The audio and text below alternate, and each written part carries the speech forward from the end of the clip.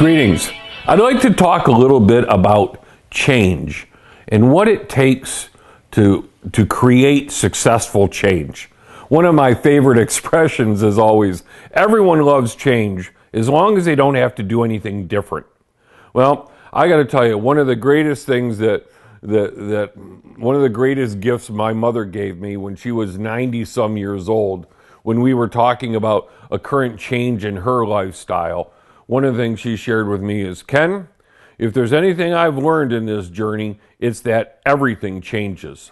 I have to tell you, if more people could take that attitude and accept that reality, that the only thing constant in this journey is change, the path would be a lot smoother for everybody. The reality is that in a world of change, you can either participate in the management of that change or you can be dragged along by it. So let's talk about what the formula for successful change is. Now, so what I'd like to do is, I know that there are some mathematicians at heart out there, so I'm going to give you my algebraic formula for change, and then I'm going to talk to you about what the components are. So here, go ahead, get out a piece of paper and pencil and write this down. And that is the letter D multiplied times the letter V multiplied times the letter A needs to be greater than the letter R. So let's talk about that.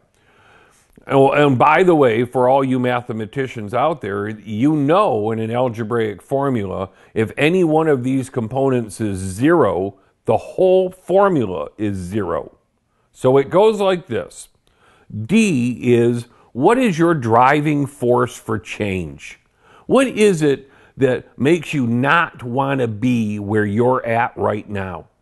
I will tell you that for me, that generally means that I either don't have what I want or I don't want what I have.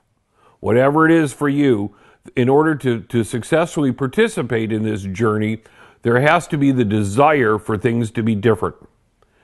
So, the next component of this is the letter V, which is vision. And by vision, I mean, where is it you want to go to? There's the great question. If you don't want to be where you're at, you have to give some thought as to where you want to go to.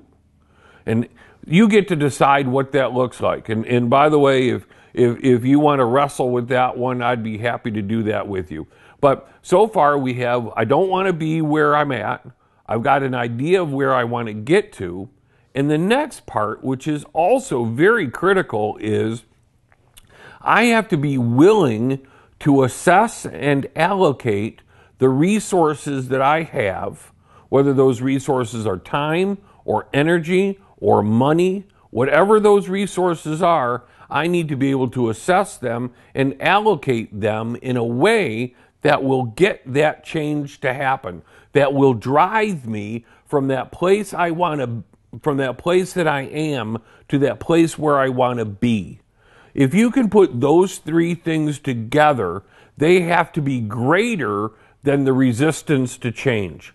And the resistance to change, I mean, sometimes we get complacent, it seems too hard, we have outside people telling us it's not going to work, that it ought to be different. You have to be willing to apply those things that are in a way that are greater than the resistance to change.